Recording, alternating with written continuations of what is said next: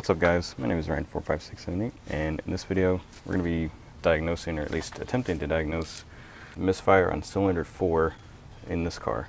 2003 Mazda Tribute 6-cylinder 3-liter. So if you've seen any of my previous videos, which most of you probably haven't, it's been kind of doing this weird little thing where sometimes when it idles, it'll idle pretty rough and go blah, blah, blah. But the last time I drove it, I noticed it was really bad, and it even did it on a hill. And it was like exactly like that. So it actually finally threw a code, because I checked before the OBD scanner and there was no trouble code. Now it shows, let me just show you, it throws this one, cylinder 4 misfire detected, PO304, and this one, engine misfire detected on startup, PO316. So according to the manual, which is this one,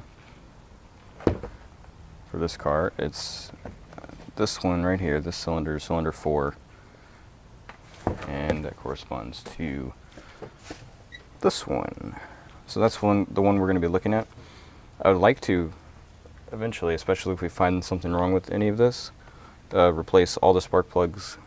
Those would be a lot harder to get to, but and replace all the coils, because that's most likely what's the problem.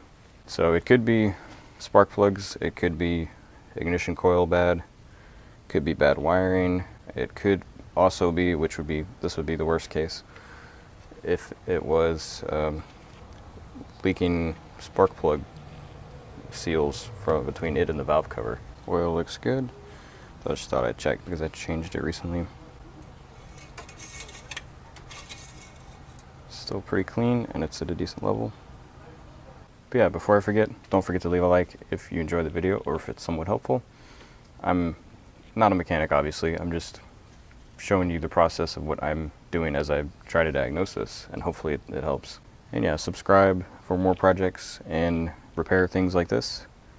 And as always, if you want to support the channel, there are affiliate links in the description below. I'll probably put some to the coils and the spark plugs, probably on Amazon, because that's where I'll be getting some if I replace more than one. First thing is first, we need to take off the negative battery terminal because we're messing with electrical stuff. Don't know if this is the right size wrench. It's 13. It's probably too big, but all we need to do is loosen it.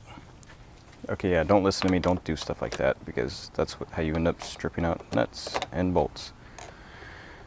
So here's a 12. That's what it is apparently. I'm gonna see if we can't get it loose. Needs to come off just like that, and we'll set it right here where it's not going to have any chance of touching the terminal. Next thing we need to do, at least I thought, was remove the plastic engine cover. It looks like we don't really need to do that. There's nothing, well, yeah, there's no plastic cover that I can see. So either it's not existent, or it looks more likely that someone took it off and didn't put it back on. So these little things, hopefully you can see them right by each coil, is 5/16. So I'm going to take that off, unplug the coil, pull the coil out and check it, and check the spark plug. So I've got a swivel on here. I've got a swivel on the socket, an adapter for this tiny little bit, and I think that'll work. Might be a little bit overkill, but I couldn't really find a short enough extension, because that screwdriver that I love so much, that has, I'll show you, this thing, except it doesn't need that.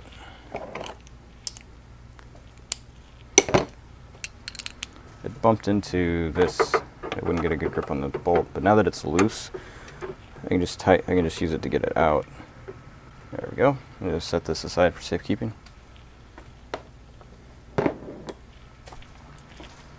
And I'm going to disconnect this clip carefully, if I can. Like that. And pull this thing out. Blah. So I don't really know how to look for a bad coil on a car, but we're just going to set it here. The contacts look fine. Hopefully you can see they're shiny down in there. Next, we will need a spark plug socket. I don't know which size yet. That one doesn't fit in there. There we go. Here's one that is big enough, small enough. I'll stick that down in there. I see the spark plug. Hopefully you can. And hopefully it fits around it. It looks like it does. So take it out and have a look.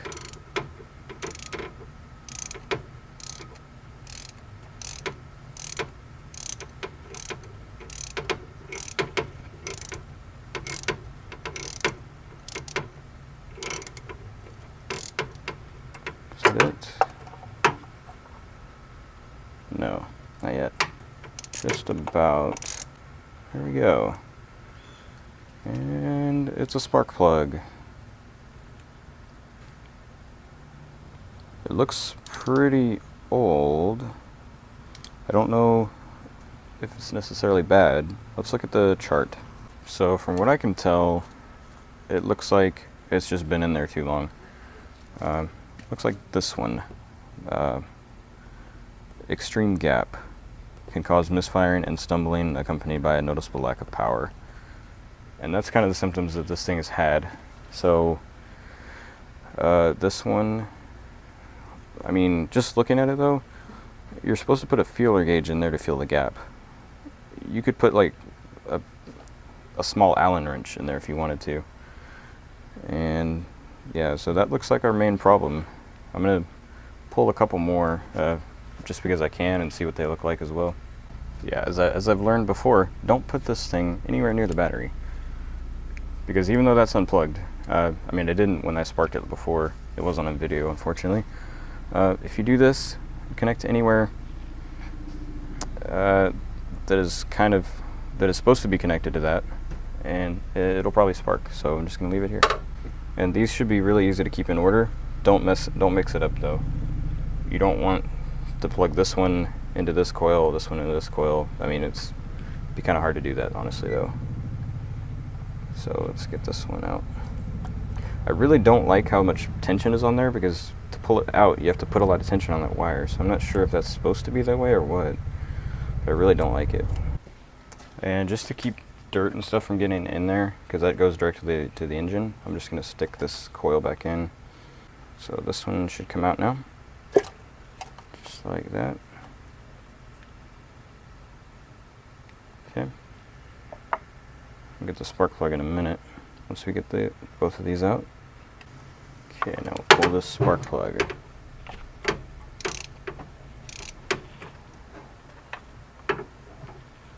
Oh, that is not good. That is not a good sign. That means the sealer on that one is bad. Dang it, I was hoping not to find that. But it's funny, it's not this cylinder. It's this one that has the oil, but this one that's misfiring. And I don't know why this one is not. So let's put that back in.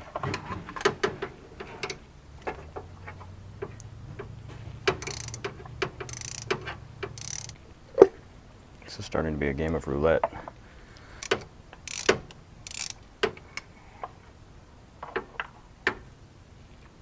This one seems okay other than the gap. Guess I'll put this one back in for now.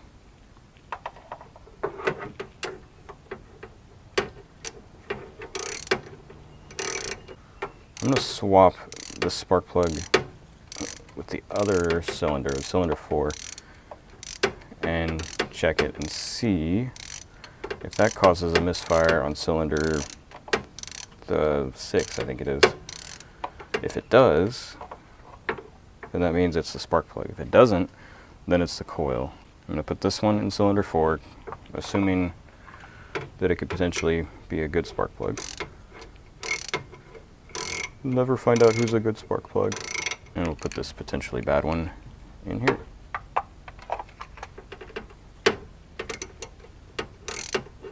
Alright, so what I've got here is an OBD reader. It's this brand. I'll put a link in the description if you're interested. It works pretty great. So you just plug it in down there. I'll do that in a sec. And you connect your phone to it like it was a Wi-Fi network. And then you go to the app. For this car in particular, the car has to be running for it to actually work. But it's supposed to be able to work with just the key in the ignition in the on position, but that's apparently not how it works for this car. So the OBD thing is right back here. Hopefully you can see that. And it just goes in. I just happen to know the orientation already. So let's start it. Of course, it would help if I had the keys. And then we'll take a look at the app. And the app is called 4-Stroke. So you open it up. The connection's yellow because in this one, car has to be running.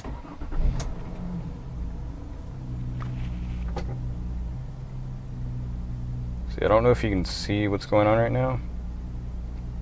Okay, so trouble codes, none yet.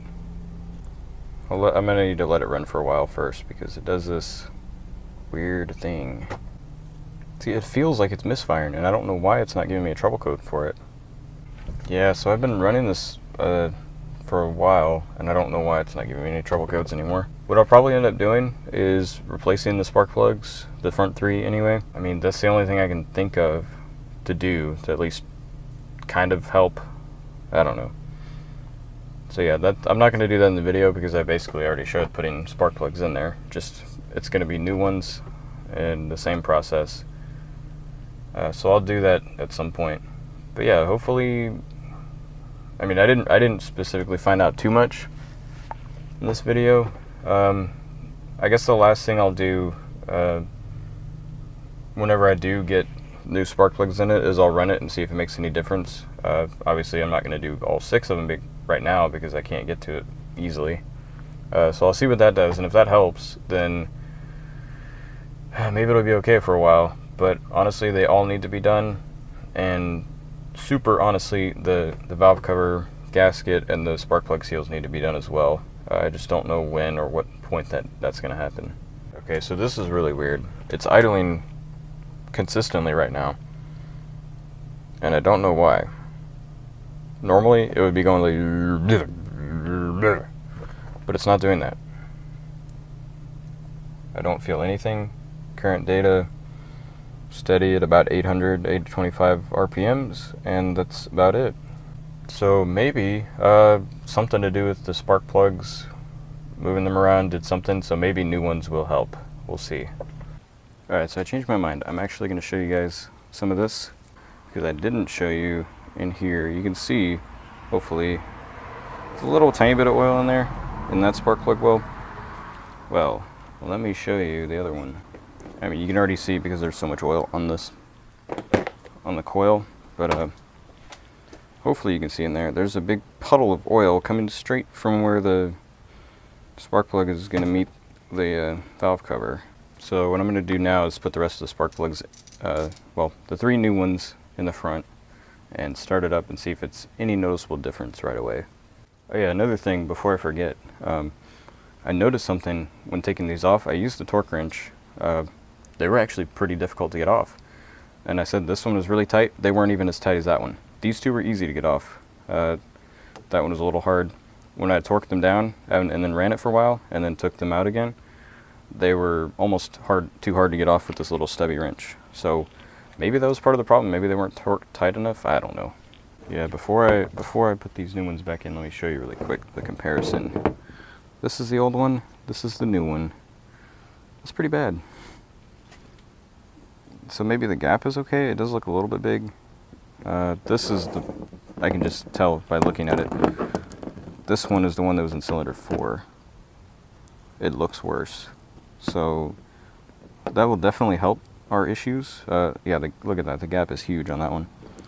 This will definitely help our issues. It's probably not going to completely solve them, but hopefully it'll at least make them better and not feel like the car's going to die on you.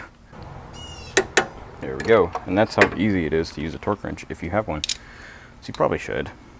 I mean, you can get by without it, but I like to do it.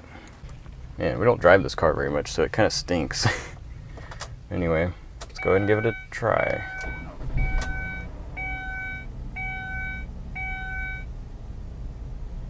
I mean, they work, so it didn't not start.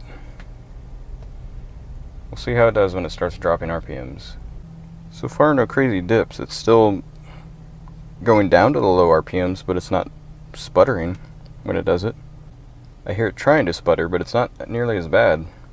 So I think the new spark plugs definitely helped. Although, it could be placebo for now, because before, like I was saying, when I put the spark plugs back in and fired it up, even though I switched two of the spark plugs around, it was doing this. It was idling just fine at the right RPMs and not jumping around. So, who knows? Maybe they just weren't torqued right, but they did need to be replaced because they were really old looking. So, and they were Ford Motorcraft, so they were probably the originals. And this car has 148,000 miles. That's way too long for spark plugs to go without changing. At some point, I'll do the rear spark plugs. Not today. I don't have time today. And I also need to drive this car around and see. If I do that and there are any issues, I will let you guys know in a future video. So yeah, that's pretty much it for the front spark plug replacement, which, well, the video was diagnosing a misfire on cylinder 4, which I don't know that I completely diagnosed, but I did replace the front spark plugs. So yeah, if the video was helpful or useful or entertaining in any way, let me know. Leave a like on the video, subscribe for more projects and repair videos, and as always, if you want to support the channel, there are affiliate links in the description below, and I'll see you guys later. Bye.